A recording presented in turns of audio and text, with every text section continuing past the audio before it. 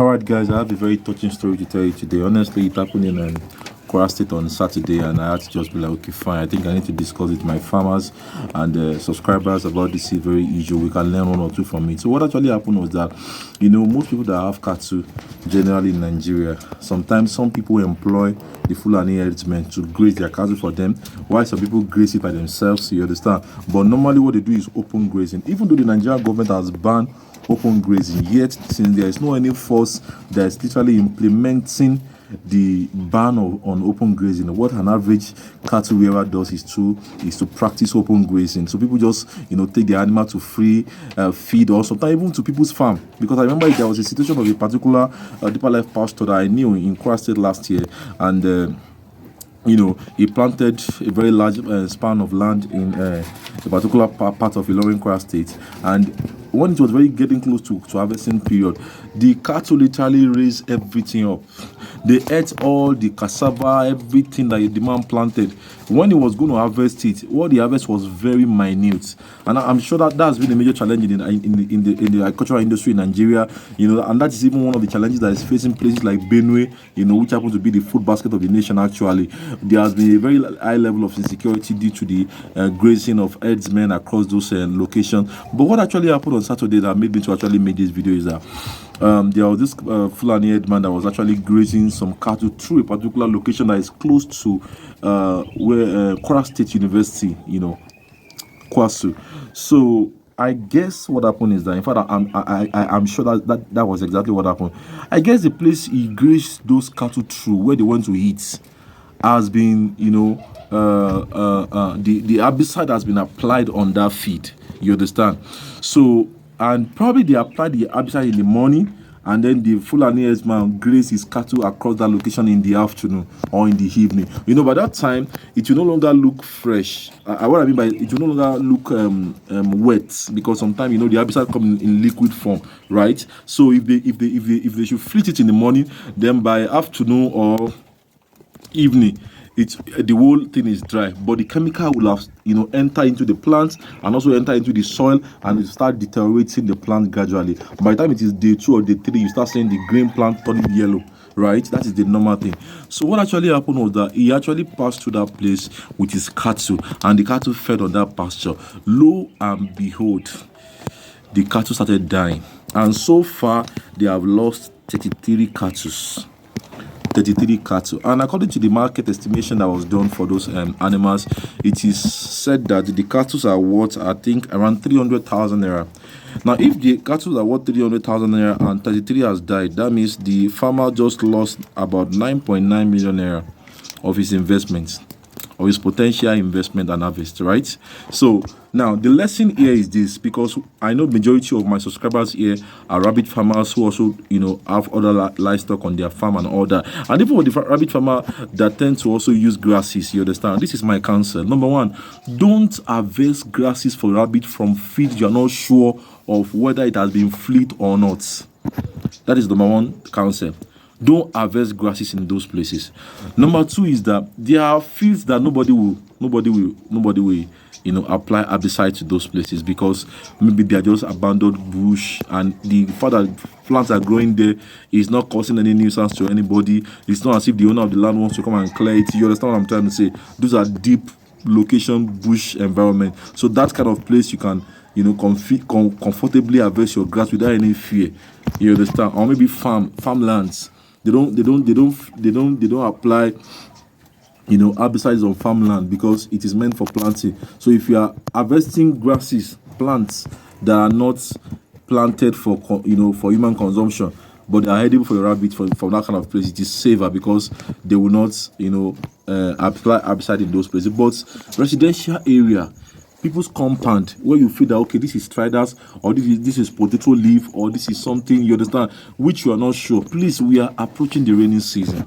I have to make this video to help my people and my fellow farmer understand that they need to safeguard their investment. You understand? You don't want to go and harvest grasses where they have applied herbicide and feed it to your rabbit, and the rabbit start dying. So in order to avoid that kind of possibility, avoid places where you are not sure. In fact, my counsel for people that have large scale farm like me is that instead of harvesting grasses randomly from where you're not sure, just plant some grasses in your compound or plant some grasses in your rabbit farm.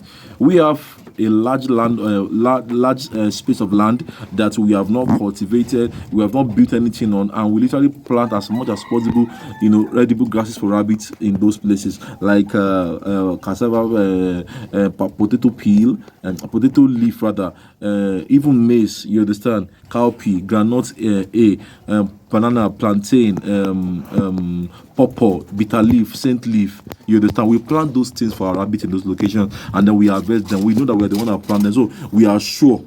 You understand? So what I'm just going to say is that I know some of you might be like, okay, but there's no how I'm not going to be cutting grasses for my rabbit out there. If you want to cut grasses for your rabbit out there, please and please ensure that you confirm. I'm gonna the video of the rabbit of the cattle that died, that 33 cattle. I'm gonna attach it to this video. When I'm done talking now, you are gonna see it as the next video. So you're gonna watch it in this particular video. I'm gonna attach it to what I'm saying so that you see for yourself what I'm talking about. Those cattle were dropping dead because the poison in the chemical content of the herbicide that can kill the plants and stop their growth can equally kill the cattle as well. You understand? And if it was rabbit too, the same thing is going to happen even if it was sheep and goats. So please always confirm and reconfirm where you are getting your rabbit grasses from. You understand? If you are not sure, please don't feed it to them at all. That is why I always tell people on this channel that grasses are supplement for rabbits. You cannot turn grasses into the main feed for your rabbits. It's not even a good practice because it will not help your rabbit to grow at the best capacity. They will not grow as they ought to. Do you understand? If rabbit is indeed an investment, what is worth doing is worth doing good. Get the rabbit feed for them so that they can grow well. You understand? Feed them what you are sure is safe for them. You don't want to be laboring in vain, and I pray that none of us will labor in vain. So this incident is really a painful one. This farmer just lost 9.9 million naira now. That's a lot. That's almost 10 million naira lost just because of negligence and ignorance. You understand?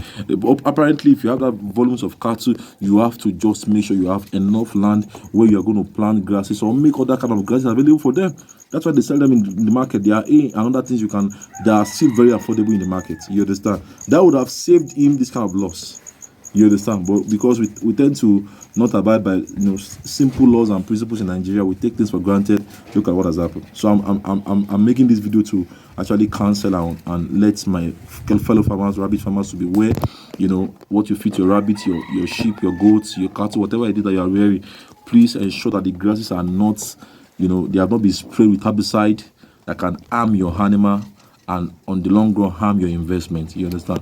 So I'm wishing each and every one of us success in our endeavors in 2024. I pray there will be no loss, there will be no losses, calamity in our farms. God will continue to give and guide us. And thank you all for always reaching out. I mean, a lot of people reach out to me over the weekend. I really want to appreciate each and every one of you. Thanks for watching the video. Thanks for always telling me you're learning one or two things. You are free to ask me questions. I'll always be here to answer you. All right, till next time, guys. Watch the video. Please watch the video. It's coming up now, and see what actually happened at Kwara State University, very close to Kwara State University, where they were grazing and now the cattle were dying. All right, thanks.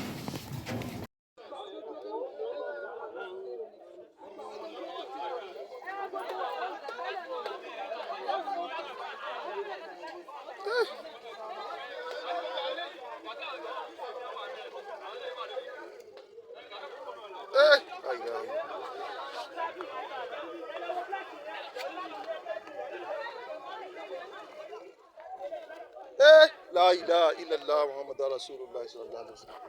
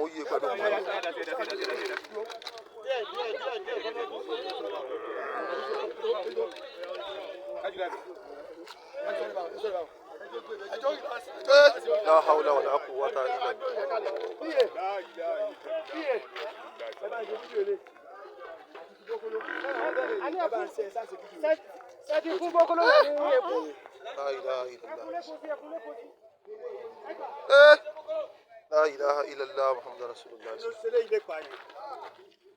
لا إله إلا الله محمد رسول الله لا إله إلا الله محمد رسول الله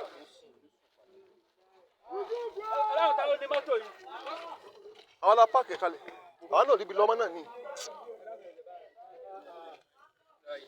àwọn àlejò ṣé ìwọ̀n mi ni adúpẹ́.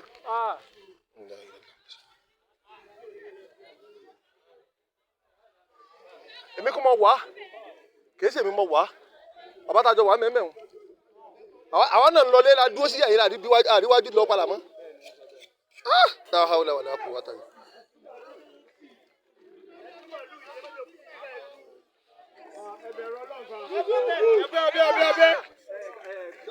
ẹ fún ẹ lélẹ̀ yẹn.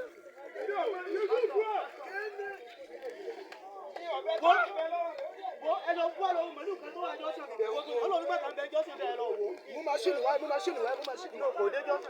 lọ́hùn lè yọ̀ ọ̀dà o. lè yọ̀ ọ̀dà o.